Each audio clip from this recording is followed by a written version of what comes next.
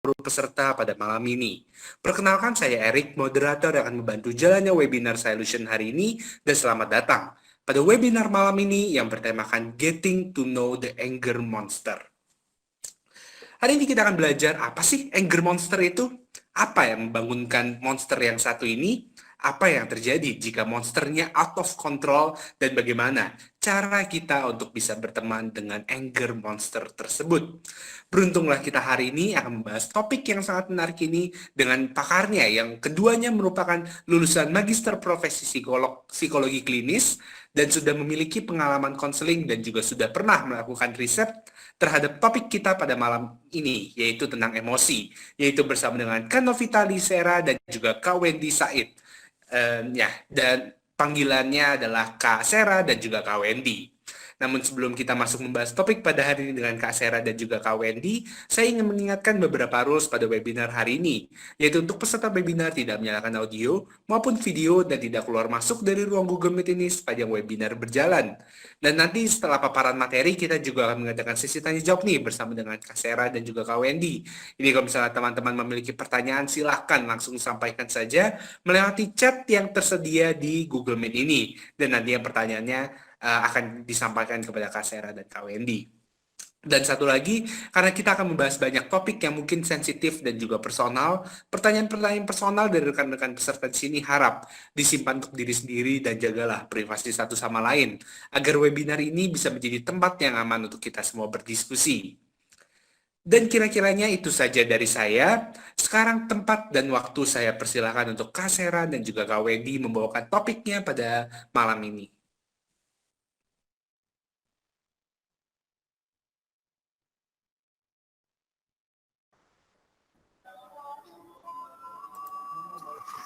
Halo, suaranya kedengeran? Kedengaran. Oke, selamat malam semuanya. Ini saya dengan Kak Sera dan Kak Wendy. Hari ini kita mau sharing tentang Getting to Know the Anger Monster. Nah, pertama-tama, apa sih si Anger Monster ini?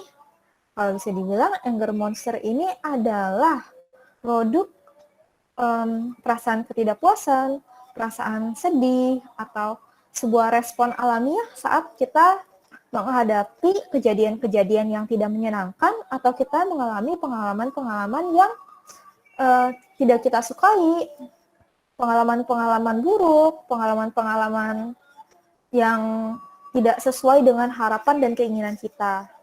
Nah, hal-hal ini membuat kita merasa sedih, merasa kesal, merasa marah. Nah, saat kita merasa sedih atau marah itu, nah, itulah saatnya si anger monster terbangun. Nah, anger monster ini apa sih yang terjadi yang bisa membangunkan si anger monster ini secara spesifiknya? Kalau bisa kita lihat, sebenarnya ada dua faktor yang paling utama. Adalah faktor internal dan juga faktor eksternal. Kalau faktor internal maksudnya adalah hal-hal yang disebabkan dari dalam diri kita sendiri. Contohnya, kita merasa sedih, kita merasa cemas, kita tidak mendapatkan apa yang kita inginkan, kita punya pikiran-pikiran yang negatif. Contohnya, untuk faktor internal, ya hal-hal misalnya kita sedang akan menghadapi ujian. Nah, dari dalam diri kita sendiri, kita ngerasa cemas, kita ngerasa kok nggak bisa hafal-hafal dan lain-lain. Nah, itu lama-lama bisa menyebabkan juga perasaan frustasi dan mungkin kita juga merasa kesal karena kita harus belajar dan tapi nggak bisa-bisa. Jadi kita juga nggak dapat yang kita inginkan juga nggak kesampaian. Sedangkan ini juga ada faktor eksternalnya. Faktor eksternal adalah hal-hal yang terjadi dari di luar kontrol kita, yang dari lingkungan, dari orang-orang sekitar kita, atau yang kejadian aja. Contohnya, kita kecelakaan, atau mengalami sakit, terus diancam, dan lain-lain. Sebenarnya, apapun yang di luar dari kontrol kita. Contohnya, kalau misalnya kita lagi di jalan, terus macet nih. Nah, ini kan juga kita nggak bisa kontrol kemacetan di luar. kita nggak bisa ngontrol kendaraan lain yang untuk mau nyalip atau nggak nyalip. Nah, itu adalah contoh hal-hal yang bisa ngebangunin si anger monster ini. Saya yakin teman-teman juga pasti banyak pengalaman-pengalamannya sendiri. Mungkin kalau mau bisa di-share juga di chat, nanti kita bisa sharing bareng-bareng. Nah, sebenarnya setelah kita udah tahu apa itu si anger monster, apa yang ngebangunin anger monster? Nah, setelah si anger monster ini bangun, apa sih yang terjadi? Nah, kita bisa terjadi ada 3 hal.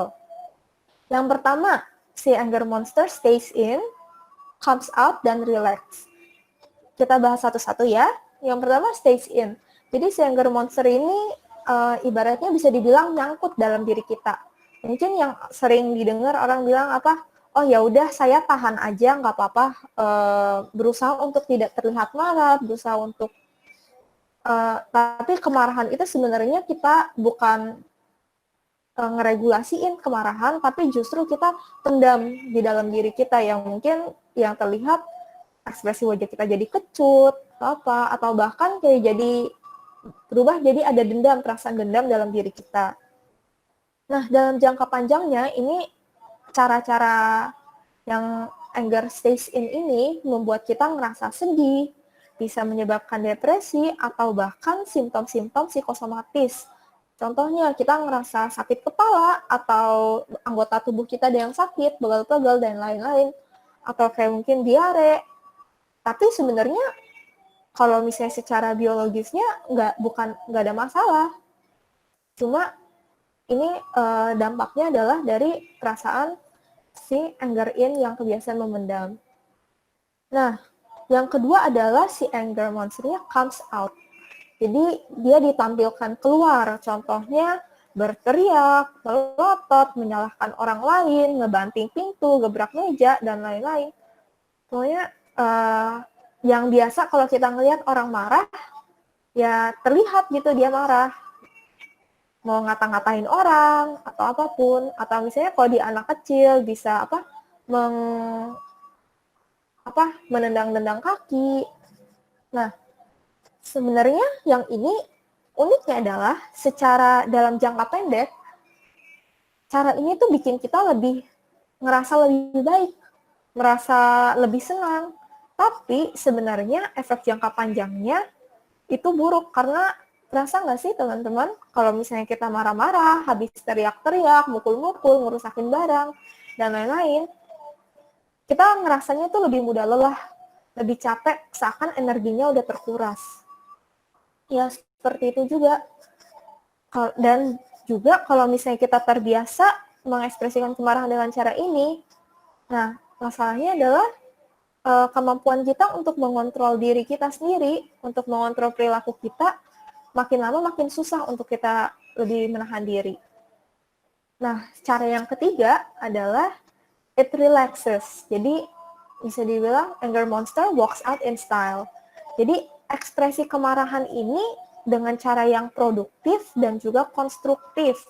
Contohnya bisa melalui humor, relaksasi, membuat hal-hal yang produktif, atau mungkin menggunakan energi dari si anger monster ini untuk mencari solusi. Contohnya, kayak tadi, kalau misalnya yang udah disebut, kita lagi di jalan terus macet. Mungkin kita bisa sedih kalau misalnya kita pendem, ya udah kita pendem aja di dalam diri kita yang it stays in.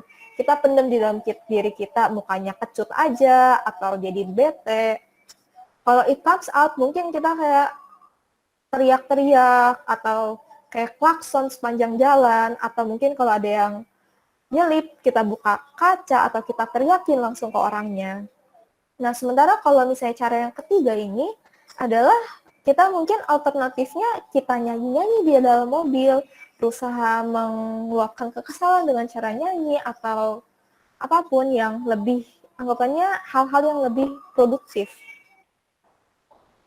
Nah, tapi kalau misalnya ini kan 3 caranya. Nah, bisa juga si anger monster ini jadi out of control. Apa sih yang terjadi saat si anger ini lepas kendali? Kita mungkin ngerasa marah banget, kayak kepalanya panas, terus denyut jantungnya jadi lebih cepat, tensi darahnya meningkat, jadi lebih sensitif, jadi lebih ngerasa cemas. Nah, itu semua bisa menyebabkan kita tensi darahnya jadi tinggi, terus pikiran kita juga kayak mentok, nggak bisa nyari solusi. Jadi kayak contohnya kita ngerasa pas contoh tadi aja yang kayak di jalan macet, kita nggak tahu harus ngapain, harus gimana untuk ngatasin perasaan ini. Ya udah, antara kita bisa marah-marah aja. Yang paling umum mungkin kita sering lihat kali ya, orang di jalan marah-marah karena macet atau apa, jadi kayak lebih yang umumnya sering dibilang senggol bacok. Nah jadinya lama-lama kalau kebiasaan kayak gitu, kita jadi sulit untuk mengontrol diri dan bisa jadi perilaku agresif tadi, yang senggol bacok, yang marah-marah, dan lain-lain, yang menyebabkan kita jadi lebih mudah lelah. Dan otomatis kalau misalnya kita terbiasa mengekspresikan kemarahannya dengan cara-cara yang negatif, cara-cara yang nggak baik, hubungan kita dengan orang-orang sekitar juga makin memburuk, menjadi lebih renggang. Orang-orang mungkin kurang nyaman berhubungan dengan kita, atau takut membuat kita marah, takut jadi sasarannya, dan lain-lain.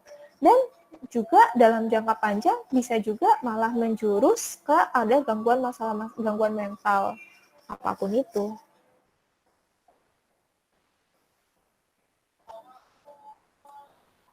Lanjutnya sama Kak Wendy. Baik, terima kasih Kak Sera. Selanjutnya akan saya jelaskan. Kita udah tahu nih, anger monster itu sebenarnya apa sih? Dia itu sesuatu yang muncul ketika ekspektasi kita nggak terpenuhi. Ketika kita mengalami sesuatu yang tidak menyenangkan. Tapi, anger monster ini bukan selalu sesuatu yang menakutkan ataupun sesuatu yang buruk. Perasaan marah itu merupakan suatu energi. Energi yang ketika kita berhadapan dengan situasi yang membuat kita kesal atau tidak menyenangkan, anger monster itu bangun. Muncullah anger monster itu.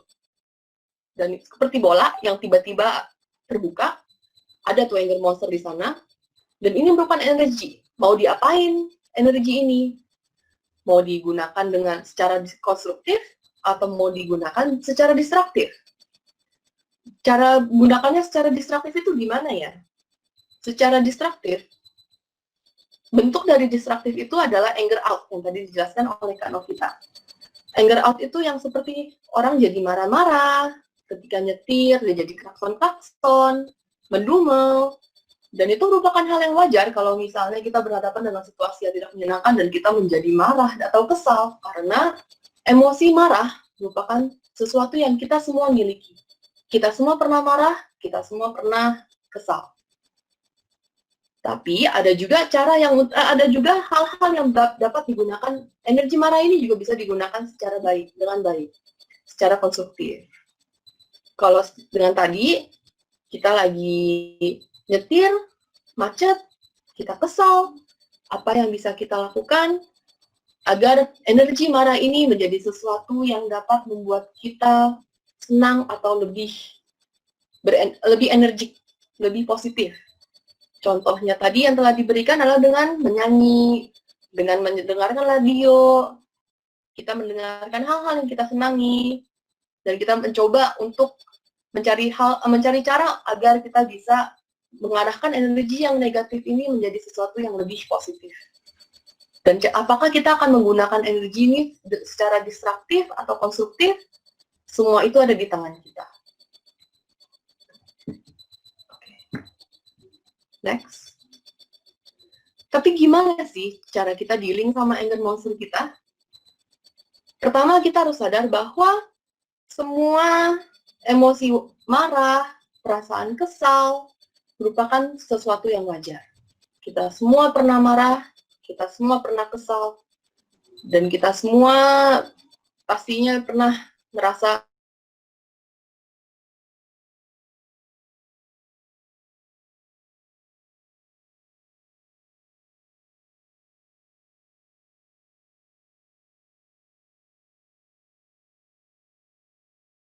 mama mintain tolong. Atau mungkin anak-anak minta kita main. Padahal kita lagi kerja, sibuk. Terus, biasanya, apa yang kita lakukan? untuk berteman dengan anger monster merupakan suatu proses. Jadi kalaupun misalnya kita sudah mengetahui caranya dan kita mencoba untuk menerapkan apa yang kita telah dengar, kita ketahui, kalaupun misalnya kita nggak bisa langsung menerapkan hal itu, ya nggak apa, tidak apa, karena berteman dengan anger monster merupakan suatu proses. Nah, jadi kita mulai ya, kira-kira gimana sih caranya kita berteman dengan anger monster? Pertama, kita harus memiliki keinginan dulu.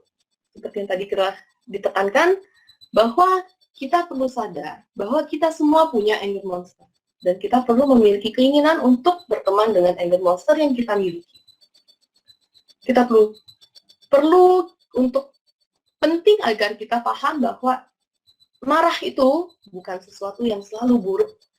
Bahwa apakah kita ingin marah-marah atau menggunakannya dengan baik, mengarahkannya ke hal-hal yang lebih baik, secara konstruktif itu ada di tangan kita sendiri.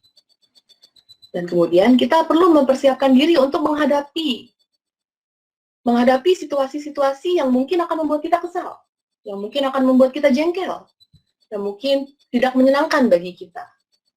Jadi kita bisa menanyakan diri kita sendiri, apakah kita siap untuk menghadapi anger monster kita? Kalau belum siap, yakinkan kita harus tahu dulu bahwa anger monster itu tidak selalu sesuatu yang menyeramkan.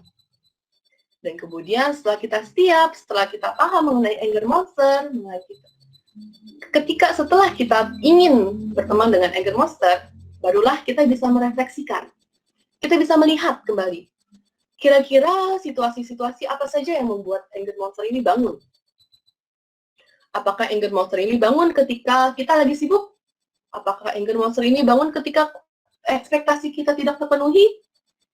Apakah anger monster ini bangun ketika gebetan kita misalnya nggak balas chat selama berjam-jam? Apapun itu kita harus lihat dulu, kira-kira apa yang buat anger monster ini terbangun. Nah, misalnya kalau kita ambil yang tadi, apa yang akan kalian langsung rasakan kalau gebetan kita nggak balas chat berjam-jam?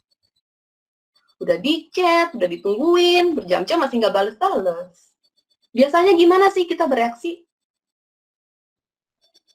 Nah, jadi setelah kita melihat kira-kira reaksi kita gimana ya?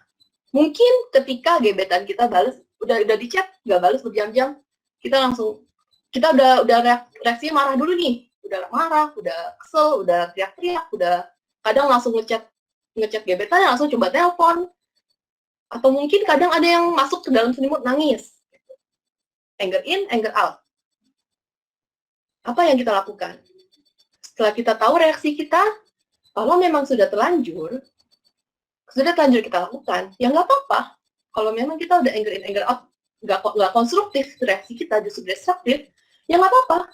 Kenapa? Karena kesalahan itu merupakan sesuatu yang normal. Kita semua manusia, kita semua pernah melakukan suatu kesalahan. Jadi, kalau misalnya kita pernah salah, kita pernah marah-marah, kita pernah berbuat sesuatu yang bikin kita, kok pas Tama minta aku tolong, aku malah marah-marah ya? Kenapa pas gebetannya gak balas chat, aku malah impulsif ya perilakunya, jadi nelpon, jadi kayak kesannya tuh mau banget gitu ngomong sama dia. Ya nggak apa-apa, tapi coba diusahakan untuk jangan terlalu menyalahkan diri sendiri ataupun orang lain. Karena kita semua pasti pernah berbuat salah, kita semua pasti ada perasaan kesal, kita semua pasti ada kekurangannya, tapi kita masih bisa memiliki kemampuan untuk berkembang. Nah, jadi setelah kita melakukan itu, baru kita bisa take a step back. Lihatlah, setelah kita bereaksi, setelah kita berhadapan dengan situasi itu yang tidak menyenangkan, setelah anger monster kita itu bangun, reaksi yang kita berikan itu apa?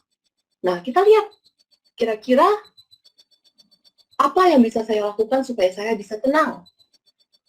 Supaya saya bisa merasa lebih nyaman. Karena biasanya setelah anger monster bangun nih, terus kemudian kita ngerasa kesel, kita ngerasa marah, semua emosi ngeluap. Gimana caranya supaya kita tenang? Coba kita lihat ke yang tadi. Pas gebetan kita nggak balas chat, biasanya saya marah-marah, biasanya saya kesel, saya telepon, saya impulsif. Kira-kira pas gebetan saya nggak balas chat, saya bisa ngapain ya supaya saya bisa tenang? Apakah mungkin ada yang bisa mau nonton TV, nonton drama Korea? Ada yang suka main game, mungkin bisa main game. Ada yang mau ngobrol sama teman, suka ngobrol sama teman, bisa ngajak teman untuk berbicara, bisa curhat bareng teman, bisa tarik nafas yang dalam dan dihembuskan. Apapun caranya, cara kita untuk menenangkan diri dan menjernihkan pikiran kita sendiri itu berbeda dari satu individu ke individu yang lainnya. Kita semua punya cara yang unik, cara yang tertentu yang bikin kita tenang dibandingkan orang lain. Maksudnya, yang mungkin kita menggunakan cara ini, kita tidur, tapi orang lain tidur nggak membuat mereka tenang setenang kita. Dan orang lain itu ketika mereka nonton drama, kita nonton drama, dan hasilnya itu mereka lebih tenang, kita lebih nggak tenang. Maksudnya mereka lebih tenang dibandingkan kita ketika mereka nonton drama, sedangkan kita lebih tenang ketika kita tidur. Itu nggak apa-apa, karena semua orang punya cara mereka masing-masing untuk menemukan hal yang bisa membuat mereka tenang. Setelah mereka tenang, baru mereka bisa melihat bagaimana caranya saya bisa bereaksi ketika berhadapan dengan situasi yang sama. Atau bisa juga bagaimana caranya kita bereaksi ketika berhadapan dengan situasi baru yang membuat kita kesal. Seperti misalnya kerja di rumah, dimintain tolong sama mama. Aduh, aku tuh sibuk. Itu anger out. Kita bisa bereaksi seperti itu. Bisa juga kita di sofa, bentak-bentak kaki. Saking keselnya. Anger in. Ada juga anger out-nya dikit. Nah, setelah kita perilaku itu, kita bisa lihat, oh, aku tuh reaksinya kayak gitu ya. Aku hentak-hentak kaki, atau mungkin saya teriak-teriak, mungkin saya bentak-bentak, mungkin saya rasanya mau nangis. Kira-kira kalau nggak nangis, kalau nggak hentak-hentak kaki, kalau nggak teriak-teriak, saya bisa ngapain? Jadi kita mikir, apa yang bisa kita lakukan berbeda dari yang biasa kita lakukan. Nah, misalnya, gebetan kita nggak bales, jadi kita bisa ngapain nih? Masing-masing pasti punya hobi masing-masing. Apa yang suka kamu lakukan? Apa hobi kita? Nah, kita bisa melakukan itu. Kemudian, setelah itu baru kita bisa menanya ke diri kita sendiri. Apa yang bisa kita lakukan untuk mengatasi masalah yang kita miliki? What can we do to solve the problem? Apakah kita tanya ke orangnya? Kalau misalnya gebetannya nggak balas, kita tanya, kamu tadi habis ngapain? Atau misalnya kalau mama kita yang minta tolong, Ma, kalau nanti kira-kira 5 menit atau 10 menit lagi boleh nggak? Aku lagi banyak ujian nih, lagi belajar. Atau kalau misalnya anak minta main, bisa kan dikasih penjelasan? Dek, mama kerja dulu ya. Nanti setelah 1 jam, kita main ya. Nanti itu kamu lihat jam, pas jarumnya itu pindah ke angka selanjutnya, nanti kita main ya. Apakah itu akan menyelesaikan masalahnya? Jadi, banyak hal yang bisa kita lakukan, banyak hal yang bisa kita kembangkan, dan kalaupun kita berbuat salah, itu nggak apa-apa, karena kita semua manusia. Dan kita manusia selalu berbuat salah dan selalu berkembang. Kemudian kita juga harus selalu ingat bahwa kita punya anger monster. Dan kalau kita marah itu wajar, nggak apa-apa. Karena untuk berteman dengan anger monster itu merupakan suatu proses. Nggak bakal gampang. It's not gonna be easy. Ya, dan kalaupun kita berbuat salah terhadap seseorang, meminta maaf itu bukan sesuatu yang membuat seseorang merasa bersalah, membuat seseorang merasa shame. Shame itu lebih ke arah merasa malu.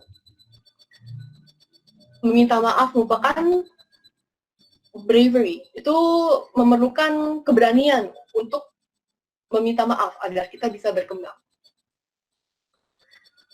Oleh karena itu, kita perlu mencari cara yang unik masing-masing untuk relaksasi dan untuk memecahkan masalah kita.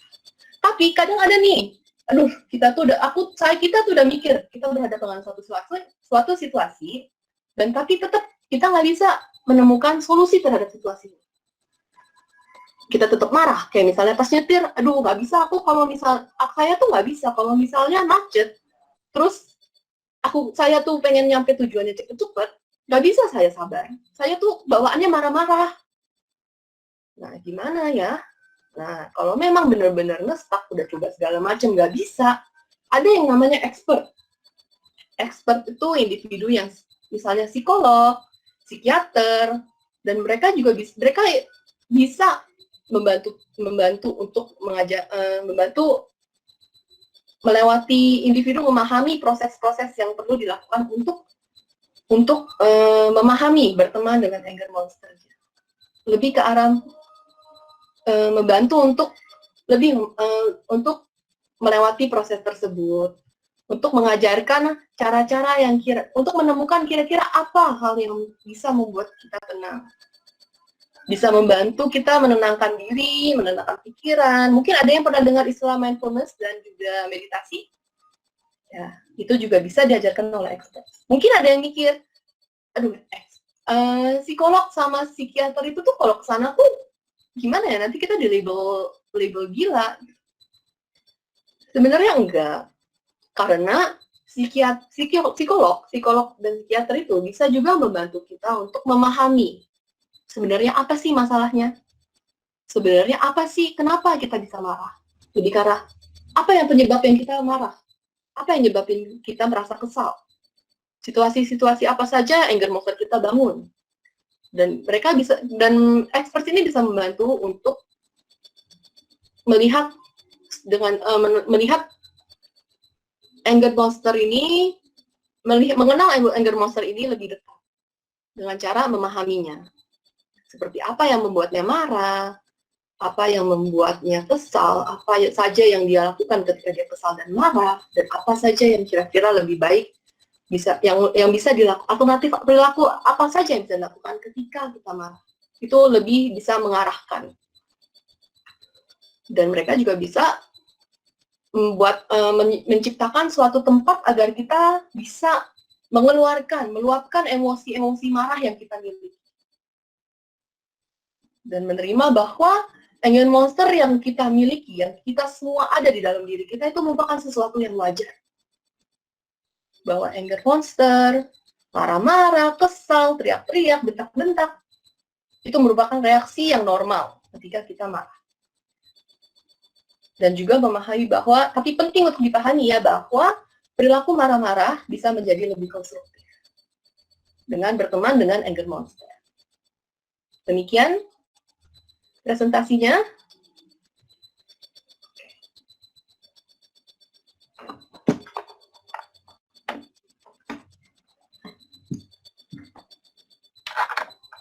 Oke, dan itu mungkin tadi ini yang slide terakhir ada referensi ya. Mungkin kalau misalnya teman-teman ada yang kira-kiranya mau mendapatkan sumbernya atau pengen belajar lebih lanjut tentang topik-topik seperti ini, tentu sudah banyak ya untuk sumbernya dan yang bisa dipelajari tentunya. Dan ya, tentunya terima kasih banyak kepada Kak Wendy dan juga Kak Sera atas paparan materinya yang sangat menarik ya. Jadi sebenarnya masalah yang mungkin hal-hal yang kita lakukan sehari-harinya yaitu marah atau bagaimana itu sebenarnya sesuatu hal yang simple tapi juga kompleks ya, dan kalau misalnya nggak ditangani dengan baik itu sebenarnya tadi ya bisa banyak sekali dampak-dampak yang bisa terjadi yang bisa dialami di sana ya.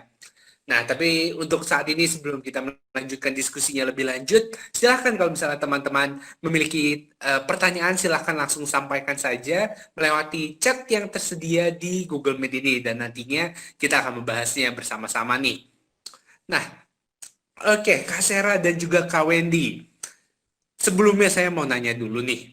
Jadi kan kalau misalnya ngeliat PowerPoint-nya, kayaknya tadi tuh ada kayak maskotnya gitu nih, Kak. Jadi maksudnya kayak ada yang kayak monster kecil berbulu dan segala macam, itu ada yin yang-nya juga. Itu maksudnya gimana sih, Kak? Ada nggak tuh kayak background ceritanya tentang dari monster itu? Kak Novita mungkin mau dibalikin ke halaman pertama atau kedua yang ada dua maskotnya itu.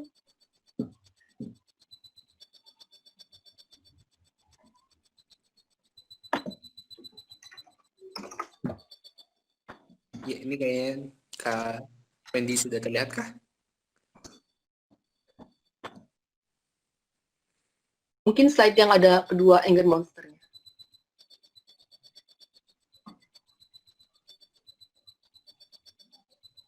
Oke, karena anger monster itu berbeda dari masing-masing memiliki anger monster yang unik bagi diri kita masing-masing.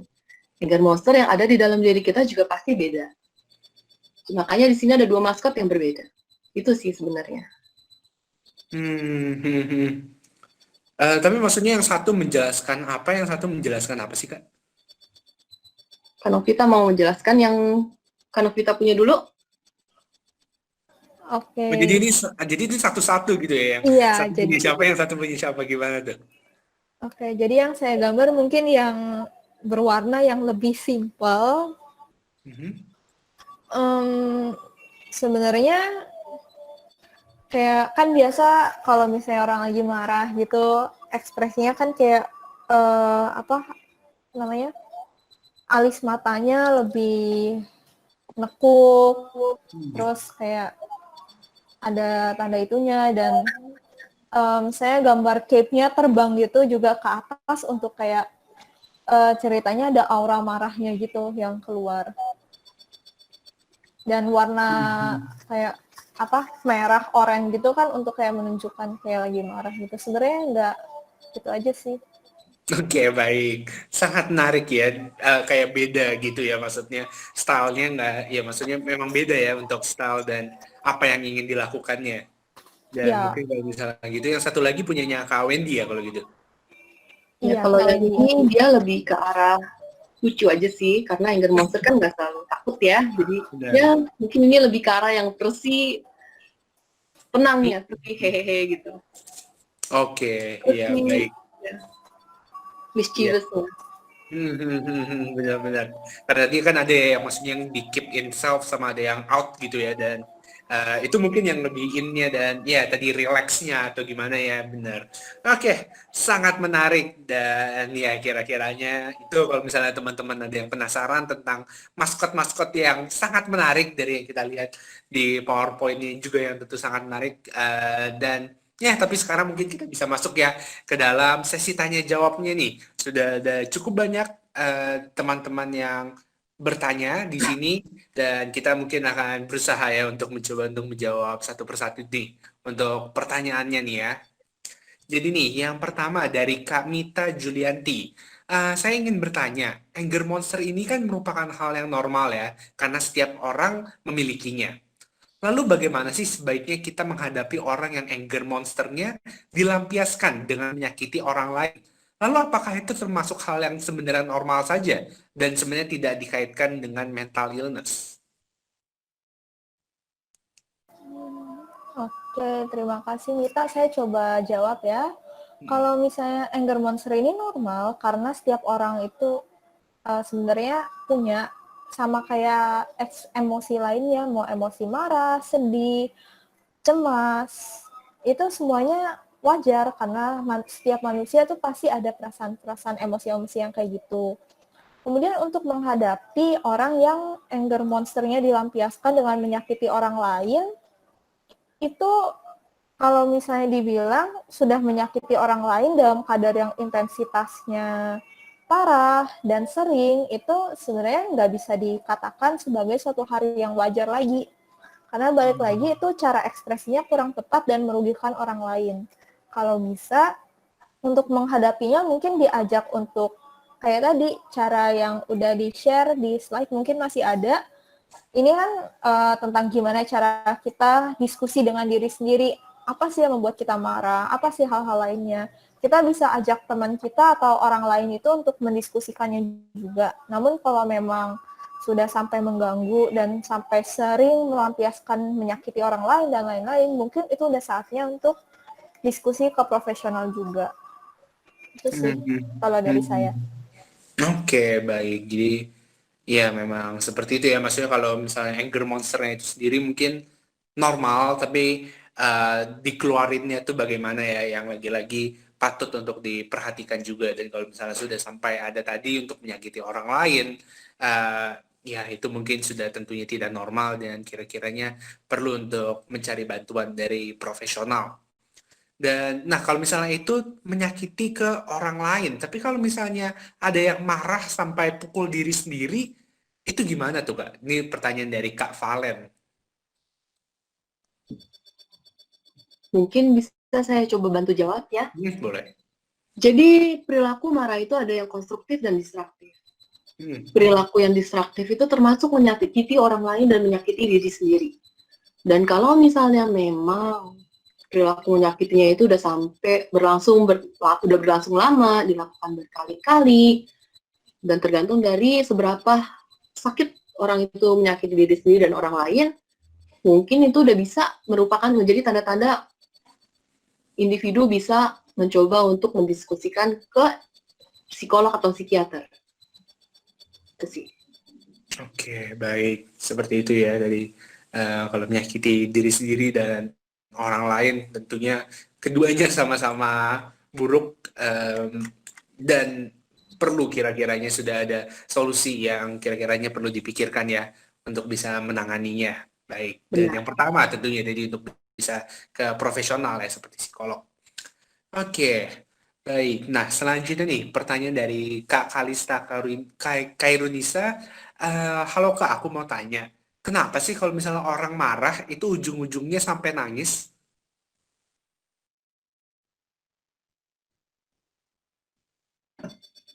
Kalau misalnya kalau saya coba bantu jawab untuk kenapa orang kalau marah bisa sampai nangis.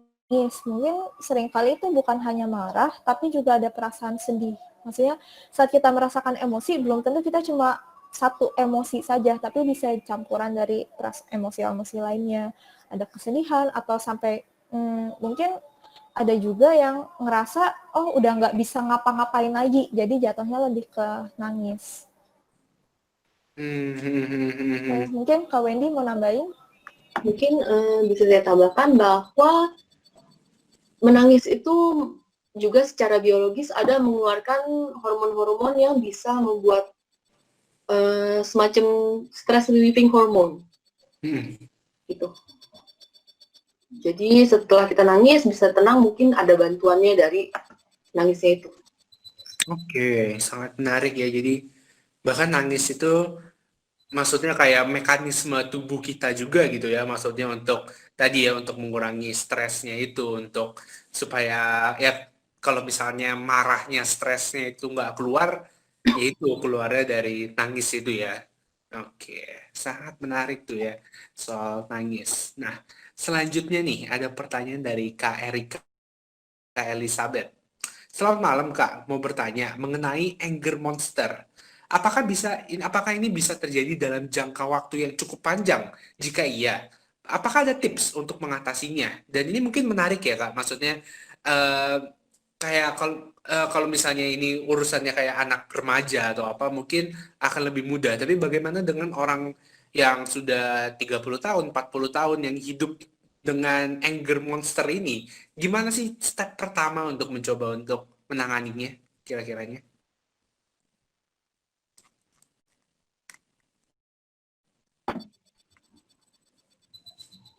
Tentunya semua, saya coba bantu jawab ya. Mungkin nanti Kak Sarah mau menambahkan. Tentunya semua orang memiliki kapasitas emosi masing-masing. Jadi mungkin ketika seseorang diminta tolong pas mereka lagi sibuk, ada yang marah. Tapi kadang ada juga yang pas mereka sibuknya sama, dimintain tolong juga, mereka lebih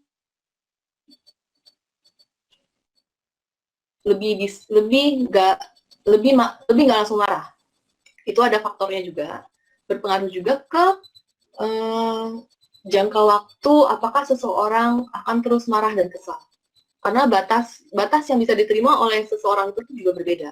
Jadi kayak misalnya kita ada gelas, kalau gelasnya itu keisi setengah, masih ada setengahnya lagi supaya kita bisa yang bisa kita redakan, yang bisa digunakan untuk supaya kita bisa lebih tenang.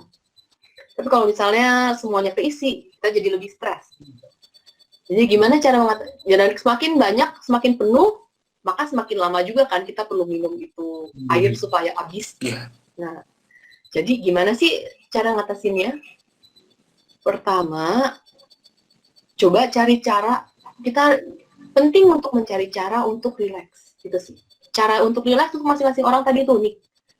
Jadi tipsnya itu coba tarik nafas yang dalam dan coba lihat kembali kira-kira hal apa saja yang bisa buat kita itu tenang, supaya anger monsternya itu bisa duduk gitu. Seenggaknya bisa duduk lah dia. Kalau misalnya dia tadi yang ngetak-ngelakin kaki, ya dia berhenti ngetak-ngelakin kaki. Dan nanti setelah dia udah berhenti ngetak-ngelakin kaki, kira-kira apa yang bisa bikin dia duduk? Step by step. Karena memang menenangkan anger monster dan berteman dengan anger monster itu merupakan suatu proses. Jadi nggak bisa langsung. Begitu kita udah ketemu nih solusinya, kita udah ketemu nih, kita dengar cara-caranya, kita mau terapin, langsung bisa. Nggak mustahil, tapi kemungkinan besar tidak akan terjadi. Karena kita juga membutuhkan waktu untuk beradaptasi, membutuhkan usaha untuk terbiasa dengan cara untuk mengatasinya, dan juga perlu waktu untuk memahami anger monster kita dan menenangkannya.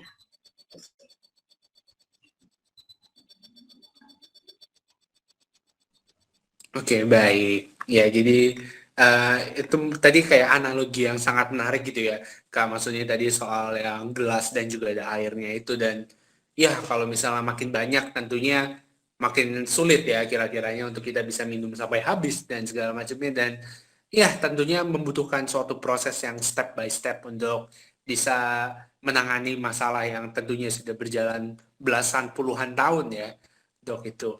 Dan ya, kira-kiranya seperti itu. Dan selanjutnya nih ada beberapa pertanyaan di sini yang saya coba kelompokkan. Dari tadi kan kita sudah membahas lebih ke yang marahnya keluar gitu ya, dengan marahnya menyakiti orang lain atau menyakiti diri sendiri. Tapi di sini ada yang kayak lebih keep in self aja sih, maksudnya kemarahannya. Jadi seperti dari Kak Bramantio, aku kalau marah lebih ke arah menyalahkan dan meratapi diri sendiri. Belum tahu cara nanganinnya kayak gimana sih baiknya.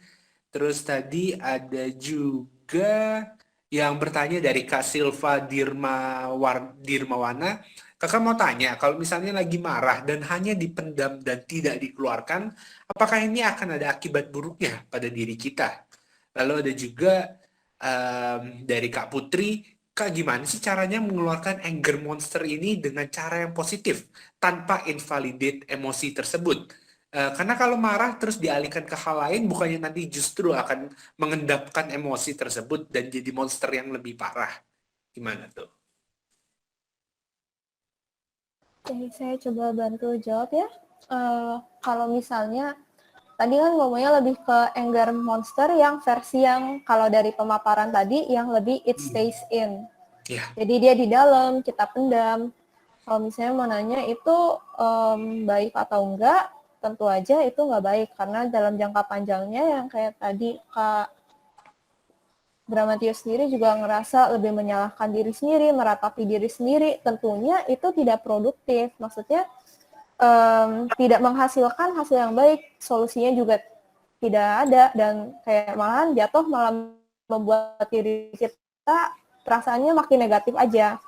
Nah, jadi sebaiknya bukan dipendam, bukan dikeluarkan berteriak-teriak atau apa yang secara berlebihan, tapi kita coba cari aktivitas lain yang bisa kita lakukan untuk salurkan.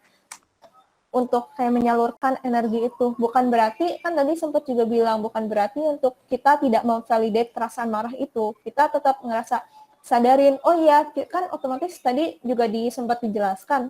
Salah satu cara pertama adalah untuk mengenalinya dulu, untuk mengenali kalau, oh saya lagi marah.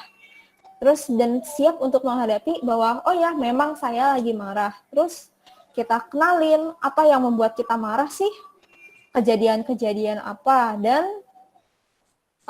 kita cari alternatifnya. Kayak contohnya tadi udah sempat dibilang kita bisa relaksasi, kayak coba yang latihan pernafasan tadi, atau kita coba mengalihkan ke kegiatan lain. Itu bukan maksudnya bukan kayak anggap, oh enggak saya enggak marah, oh enggak saya biasa-biasa aja, enggak saya santai-santai aja, enggak kayak gitu. Tapi lebih ke arah, oh ya saya emang marah sih, ya udah karena saya marah, saya kesel, mungkin ada yang kayak bisa mengekspresikannya dengan nyanyi-nyanyi untuk melepas keselnya, atau kalau misalnya kita mau olahraga kayak contohnya basket atau tinju dan lain-lainnya, kan itu juga menguras energi kemarahannya juga. Tapi akan lebih baik lagi kalau saat sudah lebih tenang, kita coba pikirkan lagi, apa sih cara-cara lainnya yang kita bisa lakukan? Apa sih yang kita coba untuk mencari solusi atas permasalahan kita itu yang buat kita merasa kesel atau marah gitu sih. Oke, baik.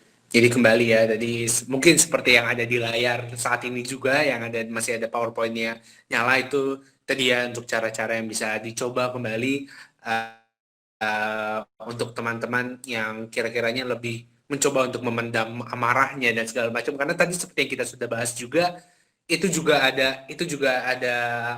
efek sampingnya tentunya. Mungkin nggak kelihatan dari orang-orang luar, mungkin kita nggak menyakiti orang lain, tapi kita akan menyakiti diri kita sendiri. Dan tadi ya, tadi ada yang bisa kayak stres, depresi, dan segala macam yang tadi dibahas juga. Oke, dan itu mungkin tadi juga untuk menjawab pertanyaan dari Kak Devani ya, yang bertanya, Kak, bagaimana sih agar anger monster ini tidak keluar? Karena setiap melihat hal yang tidak sesuai ekspektasi, pasti langsung merasa kesal atau marah. Jadi mungkin sudah sedikit, maksudnya sudah terjawab ya kalau misalnya iya, ini nggak boleh di keep juga gitu sih maksudnya. Eh, Emang nggak boleh juga keluar dan dilampiaskan kepada orang lain, tapi nggak boleh juga ya kalau misalnya harus tidak keluar itu. Dan ya kira-kiranya seperti itu. Nah tadi kayaknya Kak Sera ada sedikit membahas ya soal yang tadi kayak sambil mukul-mukul eh, ya boxing atau apa tinju dan segala macam yang mungkin olahraga atau bagaimana itu mungkin lebih efektif ya. Mungkin ini bisa menjawab untuk pertanyaan dari Kak Erik Riki ya. Kalau misal dia kalau misalnya ketika marah melampiaskannya dengan memukul guling, memukul samsak tinju, bahkan jika pada saat latihan bela diri melampiaskannya pada lawan sparring, apakah bisa dikatakan ini adalah sebagai perilaku yang normal? Gimana Kak Wendy? Mungkin bisa saya coba bantu jawab. Hmm. Melampiaskan amarah ke samsak tinju itu berarti kita mengarahkan perasaan marah kita, energi kita ke olahraga. Jadi, apakah bisa dikatakan sebagai perilaku yang normal? Ya, tentu saja. Jika ketika kita marah, kita mukul samsak tinju, kita olahraga, ya, kita melakukan perilaku yang konstruktif karena justru kita berolahraga. Tapi kalau misalnya pada saat latihan bela diri kita lampiaskan kepada lawan sparring, jika lawan sparring itu terluka parah atau kita pelampiasannya terlalu berlebih, maka itu bisa menjadi sesuatu yang destruktif. Itu sih. Dan kalau misalnya kita perlu pelampiasan amarah kita, ya itu normal. Karena kita kesel, kita marah, ya kita mau melampiaskan. Kita pasti ingin melakukan sesuatu. Kita pasti ingin merasanya lebih nyaman. Dan caranya itu ya kita mencari cara yang positif. Seperti tadi olahraga atau bela diri. Iya, kembali ya. Kalau amarah itu tadi nggak boleh ya, nggak maksudnya untuk tidak keluar. Itu malah ada baiknya untuk dikeluarkan, tapi tentunya dikeluarkannya melalui media-media yang sehat ya. Jadi seperti tinju atau olahraga atau apapun itulah ya kira-kiranya. Baik. Nah, selanjutnya ada pertanyaan dari Kak Erik Riki lagi nih. Kalau misalnya dari tadi kita membahas lebih banyak tentang diri kita sendiri yang marah gitu ya, dan tapi kalau di sini dari Kak Erik Riki, saya mau bertanya nih, jika memiliki pasangan yang memiliki emosi yang selalu meledak-ledak, bahkan hanya karena masalah yang sepele bisa menjadi masalah yang besar, bagaimana caranya untuk bisa menghadapi pasangan yang seperti itu? Oke, untuk Kak Erik, kalau misalnya memiliki pasangan yang emosi meledak-ledak dan hal sepele menjadi masalah besar, sebenarnya sih kalau kayak gitu sudah butuh ya untuk pertolongan bantuan dari profesional untuk belajar untuk meregulasiin emosinya sendiri. Jadi kalau sebagai pasangan saya rekomendasiin untuk boleh kita suportif ke pasangan, boleh kita ajak dia untuk kayak, oh iya kayaknya kayak kalau misalnya setiap hal kecil membuat kita berantem, hal kecil membuat jadi marah-marah, hal sepele jadi besar, sebenarnya itu baik nggak sih untuk hubungan kita? Kalau misalnya itu, jadi coba dikasih pengertian dan ajak untuk ya udah kalau misalnya emang udah nggak baik, yuk kita ke profesional untuk belajar gimana sih biar hubungan kita juga lebih lancar. Terus hubungan pasangan dengan orang-orang lain, saya yakin bukan dengan pasangan aja, mungkin dengan keluarga, pertemanan, atau bahkan lingkungan kerja atau sekolah, pasti juga akan terganggu kalau perilaku kayak gitu ditampilkan di mana-mana. Nah, kalau misalnya memang sebagai pasangan ya kita boleh mensupport, tapi kalau misalnya memang selalu ditolak, dan hal itu membuat Kak Eriknya sendiri ngerasa tidak nyaman, ngerasa anggapannya kesejahteraan mentalnya Kak Erik sendiri juga jadi nggak nyaman, ya sebaiknya mungkin ada alternatif lain. Apakah mencari pasangan yang dan hubungan yang lebih sehat. Itu. Oke, karena pada akhirnya mungkin kita juga nggak bisa melakukan segalanya gitu kali ya Kak, maksudnya untuk bisa membantu, maksudnya tadi kan ya kita sudah membantu untuk berdiskusi, untuk mereferensikan mungkin ke profesional, dan ya mungkin kalau misalnya pada akhirnya nggak mau berkompromi juga, nggak mau berubah juga, tadi ya mungkin bisa dicari ya solusi-solusi yang mungkin keluar dari hubungan yang mungkin seperti itu ya. Iya, Oke. karena meskipun kita sayang dengan pasangan, kita juga harus lebih menyayangi diri kita sendiri dulu. Benar, benar, benar. Iya, kayak harus tahu juga gitu kali ya, Kak. Maksudnya kayak kapasitas kitanya itu ada di mana gitu ya. Maksudnya kayak, ya mungkin kita bisa emotional support lah ya. Maksudnya untuk sekali, dua kali, atau berapa kali. Tapi kalau misalnya sudah terus-terusan, mungkin kita-kitanya juga yang jadi self-destruct kali ya. Yang juga stres sendiri juga kali ya. Untuk itu. Mm-mm. Oke. Nah, tadi kan kalau misalnya itu bersama dengan pasangan ya, mungkin pihak yang lebih gampang untuk kita ajak berdiskusi kira-kiranya ya, karena ya dia pasangan kita gitu. Nah, tapi ini ada pertanyaan nih dari yang saya ambil dari G-Form, dari peserta. Ayah saya orang yang mudah marah. Adik saya jadi cenderung menjadi orang yang menyikapi masalahnya dengan flight saja, yaitu menghindar. Saya juga takut ketika kami semua nantinya sudah berkeluarga, bunda yang stres karena menanggung marah-marahnya ayah. Bagaimana sih cara manajemen konflik yang baik dan mungkin mengajarkannya kepada ayahnya juga gitu?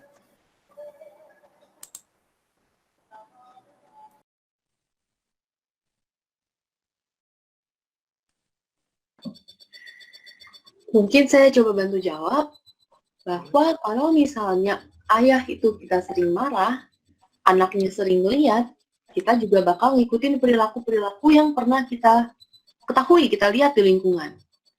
Karena cara kita mengenangani masalah dan cara kita berhadapan dengan masalah, cenderung kita pelajari dengan belajar dari lingkungan sekitar, terutama sejak anak-anak.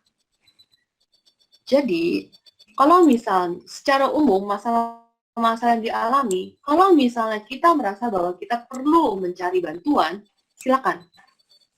Kalau misalnya ingin mencoba untuk mengatasinya sendiri, coba untuk melihat masalahnya telah terjadi. Ini ingat bahwa ini tuh berteman dengan perasaan marah itu merupakan suatu proses dan perlu ada keinginan untuk mengenal perasaan marah dan perlu ada keinginan untuk berubah, perlu ada keinginan untuk berkembang. Jika kita belum sadar kalau kita perlu melakukan hal itu, sulit untuk berubah. Jadi, sebaiknya kalau misalnya yang bisa kita ubah itu diri kita sendiri. Karena yang bisa kita kendalikan, yang hanya internal itu diri kita sendiri. Yang lainnya merupakan eksternal. Jadi, yang bisa kita lakukan apa? Kita bisa membekali diri kita sendiri, gimana caranya supaya kita nggak marah-marah. Supaya mungkin beban ibu itu lebih apa ya namanya, lebih ringan. Dengan adanya kurangnya satu orang yang lebih nggak marah-marah. Caranya gimana? Kita mencoba untuk berteman dengan anger monster. Oke, tapi mungkin nggak sih Kak, maksudnya untuk membantu ayahnya juga kira-kiranya berteman dengan anger monsternya ini? Mungkin saja, tapi untuk mengajarkan sesuatu itu, untuk apakah kita sendiri bisa berteman dengan diri kita, dengan anger monster kita.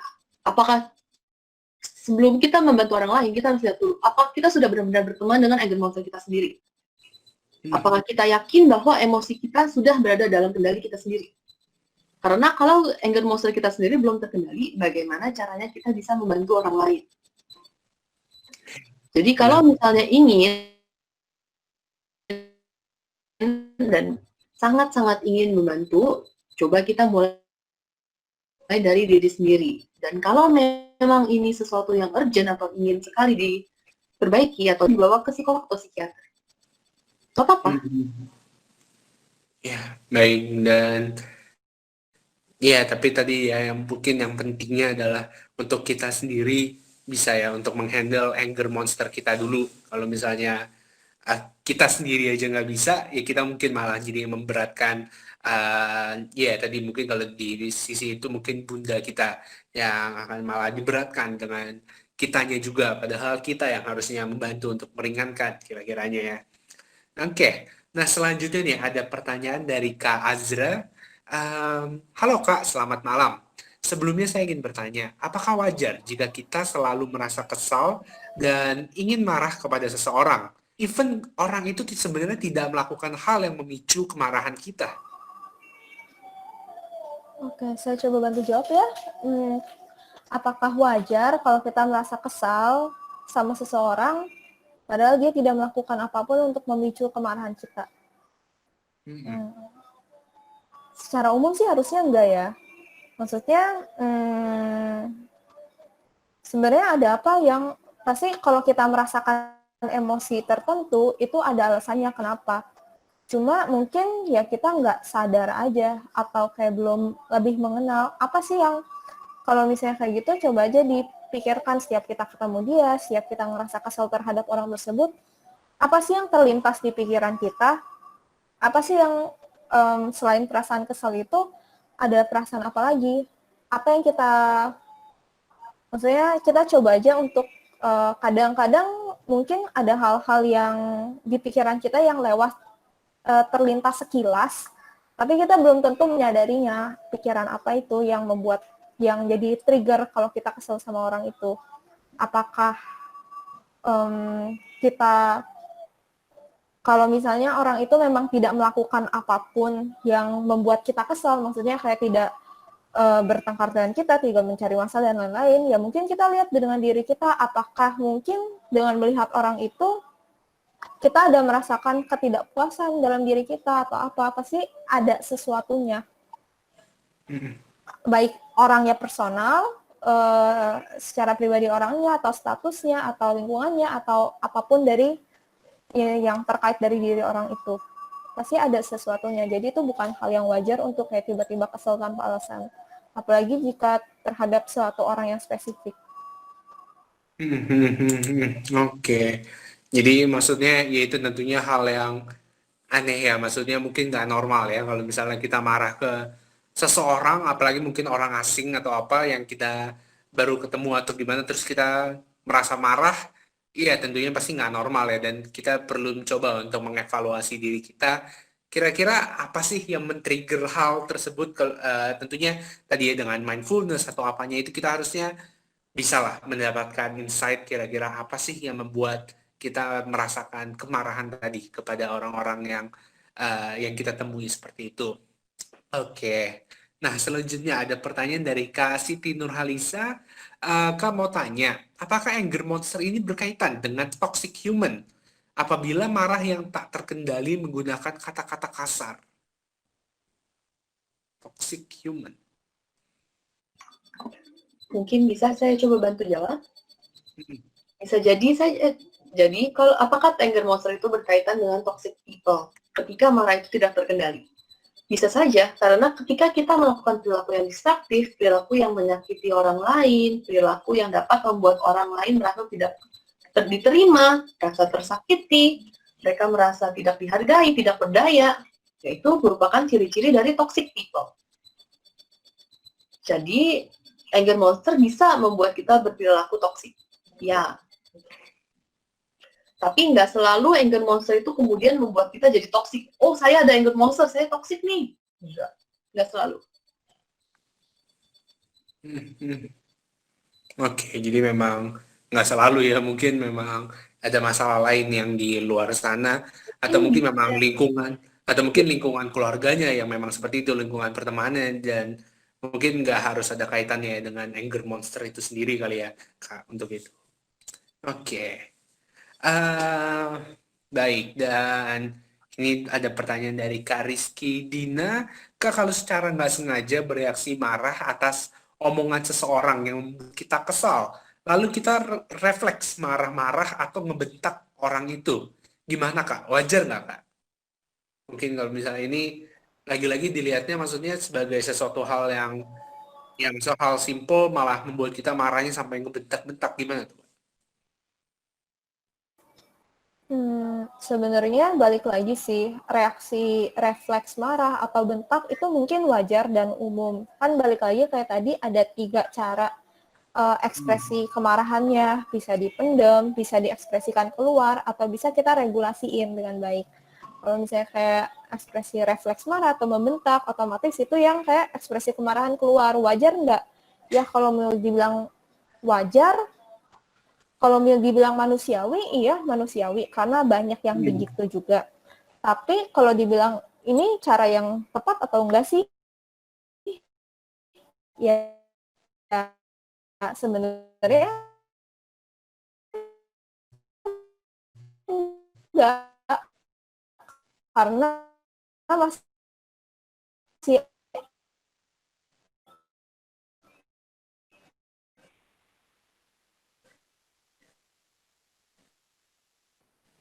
dampaknya apa? Kita merasa capek sendiri, kita merasa dalam jangka panjang kalau emang terbiasa marah-marah atau orang lain, untuk kita lebih mengontrol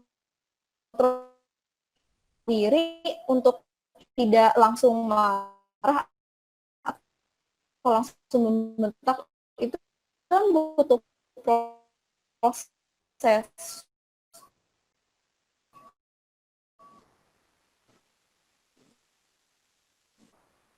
Jadi sebenarnya kalau lebih baik adalah kita udah selesai marah nih, mungkin pas kita marah ya udah kita sadar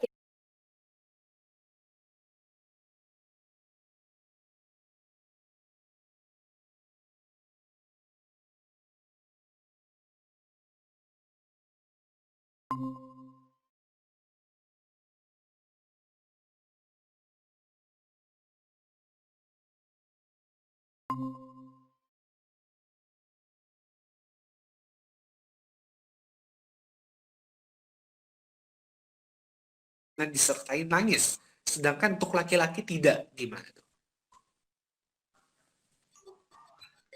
Mungkin bisa coba saya bantu jawab. Untuk pertanyaan yang ini kita tarik kembali ke budaya ya. Budaya kita itu seperti apa? Pas kita masih kecil, ketika anak perempuan nangis, apa yang dilakukan oleh orang tua kita? Biasanya kita menyamperi anak itu, kita bilai, kita tanya, kenapa kamu nangis? Kamu nggak apa-apa. Tapi begitu anak laki-laki yang jatuh, apa reaksi kita? Kamu kenapa nangis? Nggak apa-apa, jatuh doang. Bangun aja, nggak apa-apa kok. Nah, jadi berdasarkan perilaku dari budaya juga, cara kita mengekspresikan perasaan marah dan cara anger monster ini keluar atau masuk atau berada terus dia diam di dalam juga beda. Gitu. Jadi perbedaannya di mana kita tarik dari budaya. Apa kebiasaan kita? Oke, baik. Jadi memang ada ya, maksudnya perbedaan-perbedaan tentunya dari seperti pola asuh dan keluarga, budaya, lingkungan, semua yang juga mempengaruhi anger monsternya ini sendiri dan bisa berbentuk beda-beda ya kira-kira untuk keluarnya. Oke, tapi maksudnya ada nggak sih Kak, maksudnya hal yang menarik lagi dari perbedaan anger monster di laki-laki dan perempuan ini?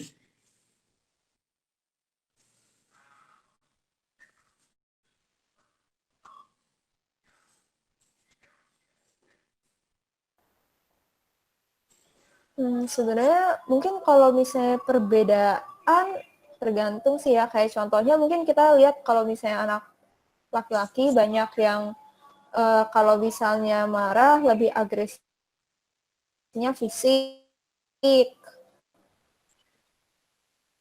Sementara maksudnya kayak mukul atau apa kan uh,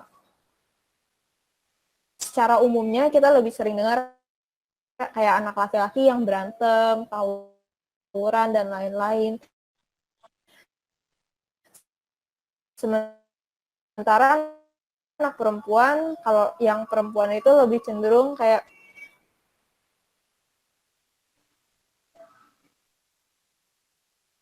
menggunakan kata-kata dibandingkan fisik langsung.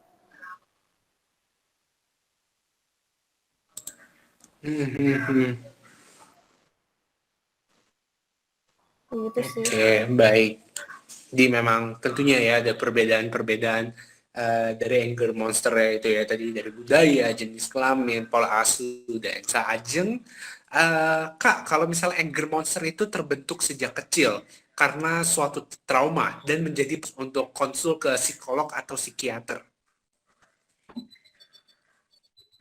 Yang dimaksud trauma itu, apakah perlu ke psikolog atau ke psikiater? Itu tergantung dari individu sendiri. Apakah individu merasa perlu dibantu? Apakah individu merasa lakukan sehari-hari? Kan sesuatu hal yang merupakan yang sangat tidak menyenangkan, sehingga dia ini mengganggu aktivitasnya sehari-hari, intinya itu. Dan kemudian apakah jika trauma sejak masa kecil, coba memang untuk berteman dengan anger monster saja membutuhkan proses. Apalagi dengan trauma atau hal-hal yang membuat kita tidak senang sejak kita kecil. Itu udah bertahun-tahun pastinya ya. Jadi pasti proses untuk bertemannya dan kita proses untuk menerima pengalaman kita sendiri itu lebih panjang. Dan usaha serta waktu prosesnya juga pasti lebih panjang. Itu sih. Dan, tapi sebenarnya mungkin nggak sih Kak untuk ini untuk masalah-masalah yang sudah akarnya sudah jauh mungkin ya Mas Mungkin ya. aja. Nah, mungkin saja. Tapi ya maksudnya kembali ya tentunya ini. Tapi apakah ya tapi kemudian apakah kemudian masalah itu akan benar-benar tuntas yang ada itu benar-benar tuntas atau ada juga masalah-masalah lain yang muncul itu kita juga nggak tahu. Benar ya, kayaknya kalau misalnya semua orang bisa mengatasinya sendiri kayaknya nggak perlu ada psikolog atau psikiater lagi kali ya Kak. Tapi ya jadi memang suatu hal masalah-masalah yang mendalam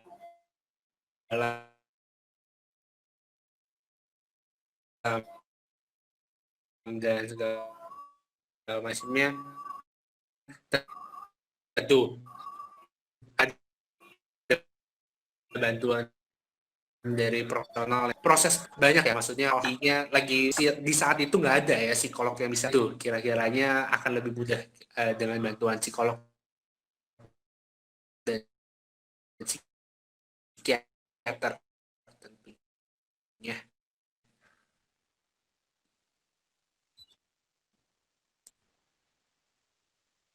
Oke.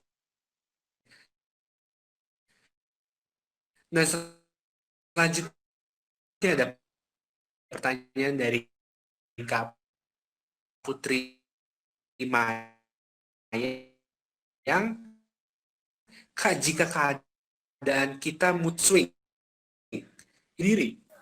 Bahan mood misalnya. Bukan kayak apa?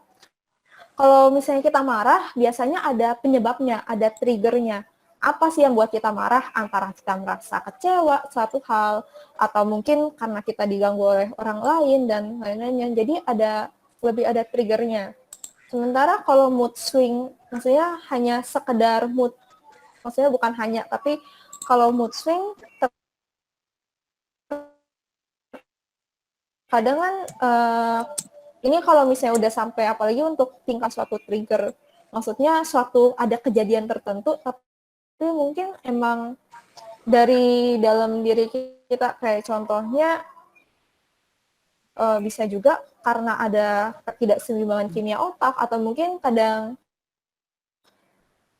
misalnya untuk yang perempuan mungkin kayak dari ada hormonnya. Tapi tergantung sih, ini maksudnya mood swingnya apakah yang sampai gangguan mental, atau kayak mood swing kayak cuma kadang-kadang bilang, oh ya saya lagi seneng, kadang lagi sedih gitu kan ya. Karena kalau misalnya maksudnya ya, ya senang terus wajar dan manusiawi ya untuk terjadi, dan tadi ya mungkin ada juga macamnya, karena ini dari Kak Bramantio ada juga merespon, aku sering nih marah tanpa ada trigger Kak. Dan kembali ya itu tadi mungkin ada hal-hal yang tadi mungkin satu yang tadi sudah dijawab sebelumnya, sebenarnya mungkin ada triggernya tapi kita nggak sadar aja, tapi kedua mungkin ya triggernya itu memang nggak ada dan memang ada dari otak atau mungkin hormon dan segala macam yang mungkin mempengaruhinya. Oke, dan selanjutnya nih ada pertanyaan dari Kak Vivin. Izin bertanya, menurut kakak, manakah yang lebih baik dilakukan? Anger monster stays in atau comes out? Dan apa kelebihan dan kekurangan dari masing-masing reaksi emosi kemarahan tersebut?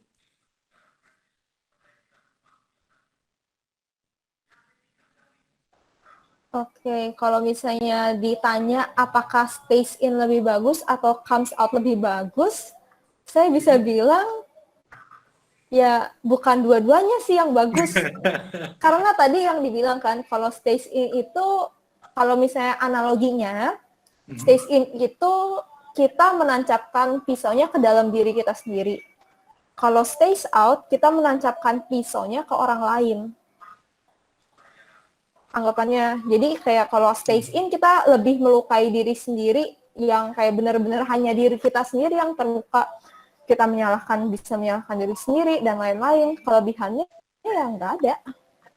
Kalau stays out, kita marah-marah sama orang lain, kita bentak-bentak, atau apa. Kelebihannya mungkin ada dikit. Saat itu, untuk sementara, untuk waktu yang sangat singkat itu, mungkin kita merasa agak lebih lega, tapi belum tentu, nggak selalu lebih lega, tapi kadang bisa lebih lega. Nah nggak sih, kayak mungkin kita kesel, terus kita kayak uring-uringan, marah-marah aja, tapi habis itu udah selesai, udah kita ngerasa lebih lega. Tapi itu juga ada dampak buruknya, kenapa? Kita kayak ngerasa lebih capek. Terus untuk kedepannya, kalau sering-sering kayak gitu, untuk ngontrol diri kita, untuk ngeregulasin emosi kita, kemarahan kita dengan lebih baik, itu lebih susah. Karena kayak kita udah ada escape yang kecil, yang maksudnya sementara tapi enak buat kita, jadi gitu. Jadi kalau misalnya dibilang yang lebih baik mana, ya kita ngenalin dan mengontrol, dan untuk bisa ngeregulasiin, ya cari aktivitas atau solusi yang lebih produktif dan konstruktif tadi. Oke, baik. Kembali ya, kedua-duanya nggak ada kelebihan, tapi dua-duanya memiliki kekurangan masing-masing kira-kiranya, dan nggak sebaiknya untuk dilakukan yang manapun. Oke, nah mungkin tadi kalau misalnya masih membahas tentang yang anger monster comes out, di sini dari Kak Natasha Putri ada bertanya, Kak, kenapa ya orang yang kemudian mudah tersinggung, bahkan marah-marah, serta bahkan berkata kasar, habis itu tapi merasa lega tuh Kak? Kenapa tuh? Apa yang terjadi tuh sampai mereka jadi masa lega dengan marah-marah? Mungkin bisa saya coba bantu jawab. Karena ini, jadi ketika kita merasa marah, ketika kita meluapkan emosinya, ketika kita ada pelampiasannya, itu bisa memberikan kita perasaan lega sesaat. Seperti yang tadi juga telah dijelaskan terkait dengan anger monsternya yang 3 cara reaksi untuk mengatasi perasaan marah kita. Yang pertama ada yang in, kita nyalain diri kita sendiri, atau kita masuk menancapkan pisau ke diri kita sendiri. Yang kedua itu kita anger monster out. Dan tadi kita marah-marah, kita bentak-bentak, dan kita melampiaskan emosinya. Nah, ketika kita melampiaskan emosi, itu bisa memberikan kelegaan sesaat. Tapi setelah kita merasa lega, apakah ada perasaan-perasaan lain? Seperti misalnya capek marah-marah, lelah marah terus, dan tidak ingin marah terus.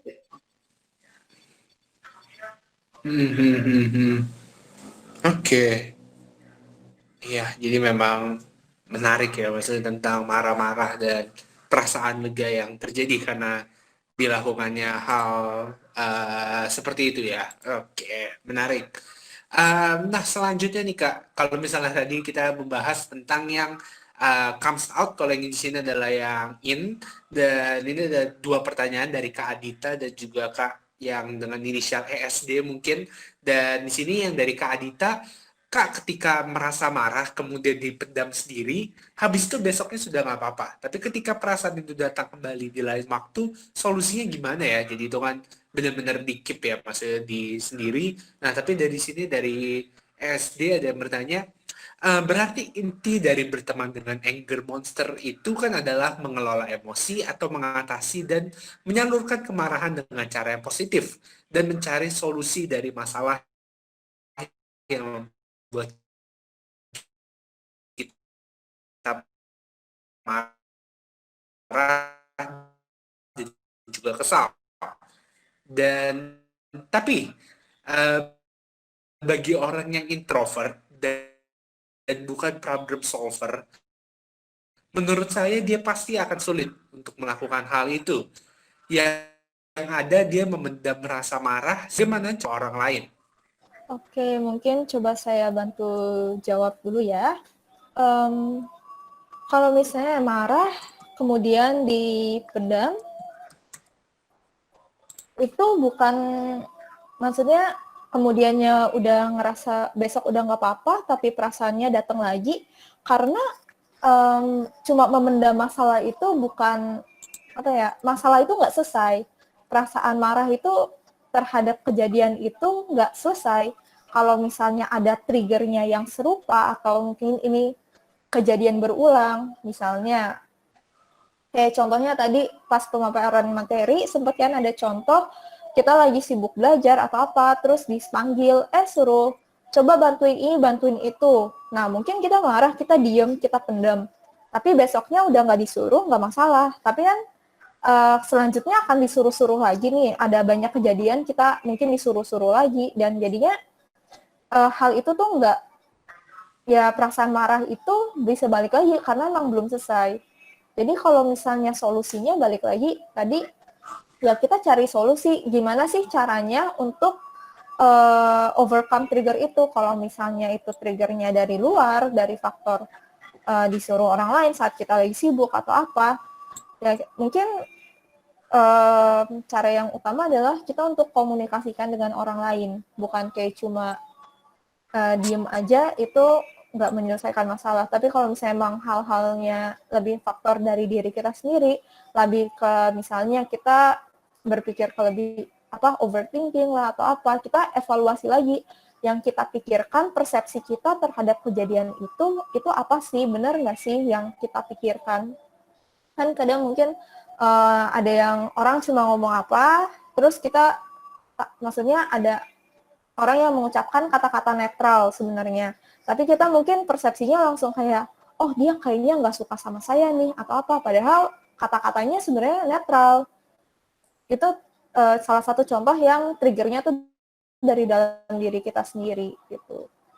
Jadi kita perlu untuk evaluasi yang kita pikirkan apa sih, apakah yang asumsi kita itu udah benar atau belum. Jadi emang perlu banyak lebih mengenali aja sih trigger-triggernya sendiri. Jadi dan nggak cuma sekadar dipendam. Mungkin untuk yang pertanyaan kedua, kalau misalnya orang yang introvert dan bukan problem solver.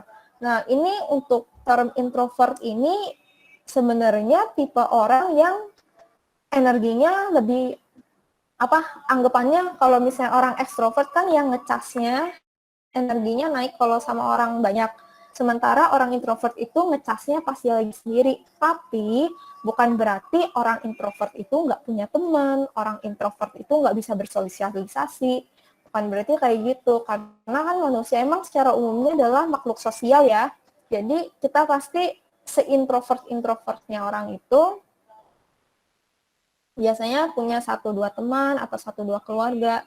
Dan untuk diajak untuk bertukar pikiran dan lain-lain. Jadi seintrovert-introvertnya nggak mungkin dia cuma stays alone, benar-benar sendiri. Mungkin Kak Wendy mau nambahin?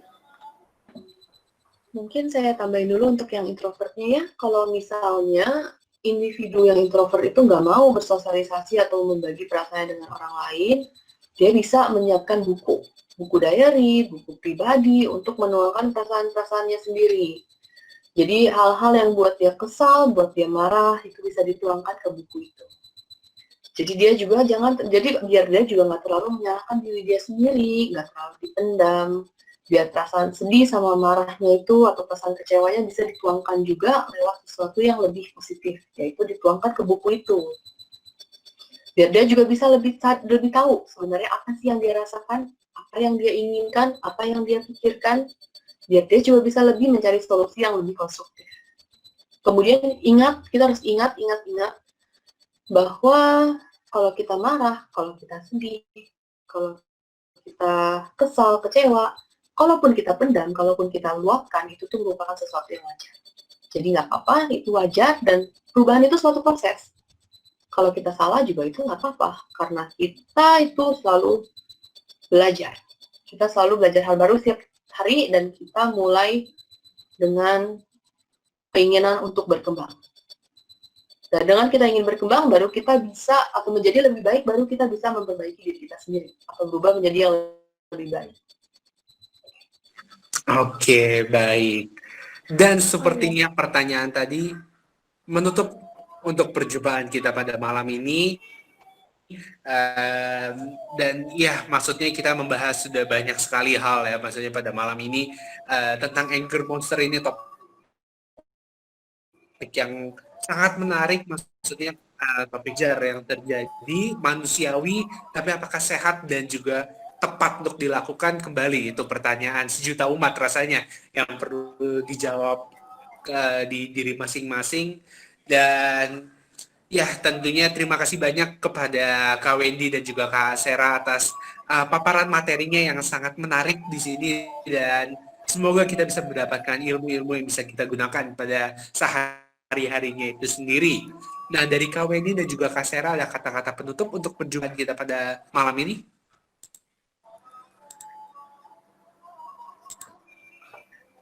Kalau dari saya, ya kalau dari saya, menurut saya, untuk hari ini yang key point yang sebenarnya penting untuk diingat, anger itu wajar.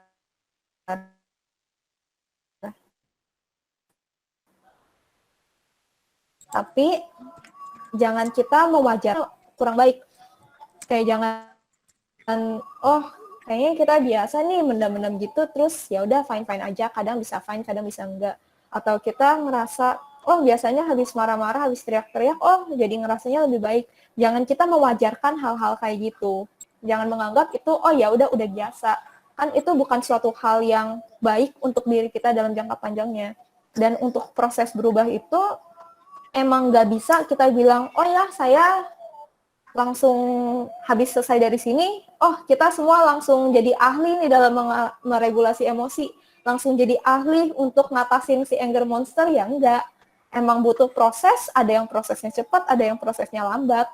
Jadi yang penting sih kita never give up aja untuk terus berusaha, dan emang kalau butuh kita nyari dukungan sosial, baik dari teman atau keluarga, orang-orang yang bisa dipercaya, atau kalau misalnya memang sudah sangat mengganggu, kita ke psikolog atau psikiater.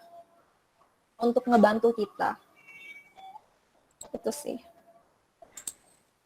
Oke, baik. Dan dari Kak Wendy, silakan. Jadi mungkin saya tambahkan bahwa kita perlu ingat bahwa kita semua sama-sama belajar. Ya, kita semua sama-sama belajar, jadi kalaupun kita berbuat salah, gak apa-apa. Take a step back, kita reflect kembali setelah kita tenang. Apa yang sebab kita marah? Gitu aja. Supaya kita bisa fokus ke penyelesaian masalah. Dan sadar bahwa kita marah itu normal ya. Kalau kita itu marah, kita kesel, wajar. Proses. Baik, terima kasih banyak kepada Kak Sera dan juga Kak Wendy. Tapi sebelum kita menutup perjumpaan kita pada malam ini, kita ingin promosi terlebih dahulu nih dari Solution untuk webinar-webinar kita yang ke depannya. Tentunya kita masih ada banyak sekali webinar yang kita bawakan lagi ke depannya, yang bisa kalian cek semuanya ada di Instagram kita di @solution. Jadi mohon untuk di-follow dan juga teman-teman bisa menonton loh untuk Instagram TV yang kita ada. Dan boleh di-share untuk upcoming webinarnya. Dan di sini kita akan memberikan tentunya harga yang spesial untuk kalian saja yang menonton webinar kita pada malam ini. Oh ya, dan jangan lupa juga nanti kita akan di chat akan ada untuk link evaluasi dan hanya teman-teman yang membantu untuk mengisi link evaluasi yang akan mendapatkan sertifikat yang itu. Jadi mohon ditunggu terlebih dahulu, nanti kita akan membagikan untuk link evaluasinya. Tapi sekarang kita masuk ke dalam upcoming webinar terlebih dahulu yang tentunya masih ada banyak sekali yang akan kita bawakan bahkan sampai ke tahun depan juga bersama dengan Solution. Dan yang pertama adalah demam factor, tentunya topik yang sangat menarik. Di sini Mother's Day special juga topik yang sangat menarik untuk kita bisa belajar lebih banyak tentang ibu. Ya, pokoknya kita bisa belajar lebih banyak di sini dan kalian mendapatkan harga spesial untuk mengikuti webinarnya di 10.000 saja untuk mendaftar dan selanjutnya ada juga dengan bersahabat dengan masa depan. Tentunya kita sudah akan menatap 2021 sebentar lagi dan kita harus bersahabat nih untuk bisa melihat ke masa depan. Dan kalian mendapatkan harga spesial juga di sini menjadi 20.000 saja untuk mengikuti webinar yang satu ini. Dan next, ada juga tentang imposter syndrome, tentunya topik yang sangat menarik. Kita bukan membahas tentang Among Us di sini, tapi tentang when doubt takes over your capability. Tentunya topik yang sangat menarik kalau misalnya banyak yang terkadang kita meragukan diri sendiri. Dan kalau misalnya teman-teman yang belum terlalu mengetahui tentang imposter syndrome, kita bisa belajar bersama di sini. Dan kalian mendapatkan harga spesial juga menjadi 10.000 saja. Dan selanjutnya kita akan membahas tentang kupas tuntas tentang cerai. Maksudnya kalau misalnya teman-teman ada yang tahu di sini dari penelitiannya sudah meningkat nih tingkat perceraian dalam masa pandemi ini. Dan kita akan belajar lebih lanjut kenapa sih cerai dan segala macam ini bisa terjadi. Dan kalian mendapatkan harga spesial juga untuk mengikuti kupas tuntas cerai menjadi 20.000 saja. Dan kira-kiranya itu saja ya, dan kita silakan cek semuanya ada di Instagram kita di @solution untuk informasi-informasi lebih lanjutnya. Dan selanjutnya boleh di-share untuk link evaluasinya.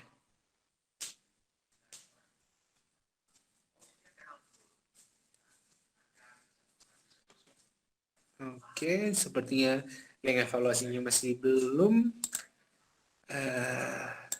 Ya, boleh ditunggu sebentar, tapi kembali mau mengingatkan bahwa kita akan memberikan sertifikatnya kepada kalian yang mengisi evaluasi kita. Jadi kita mohon bantuannya untuk mengisi evaluasinya, untuk memberikan kepada kita nih saran, masukan, kritik, pokoknya apapun itu, apa yang sudah baik kita lakukan, apa yang kira-kira yang masih perlu ditingkatkan kembali. Pokoknya apapun itu silahkan teman-teman boleh bantu untuk mengisi di link evaluasi yang sudah ada di chat. Dan ya, pokoknya supaya kita bisa membawakan webinar yang lebih baik lagi nih untuk teman-teman semua ke depannya. Dan kira-kiranya itu saja dari saya. Teman-teman kembali dimohon untuk mengisi link evaluasinya karena sertifikat hanya akan diberikan kepada mereka yang mengisi evaluasinya.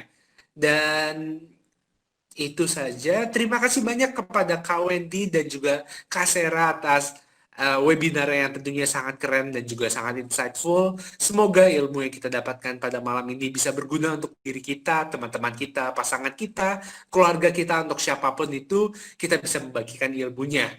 Dan tentunya terima kasih banyak kepada seluruh peserta yang hadir pada malam ini. Terima kasih atas partisipasinya, terima kasih atas kehadirannya, dan semoga kita bisa bertemu kembali di webinar-webinar selanjutnya. Saya Erik sebagai moderator pada malam ini undur diri. Terima kasih banyak dan sampai jumpa dan selamat malam.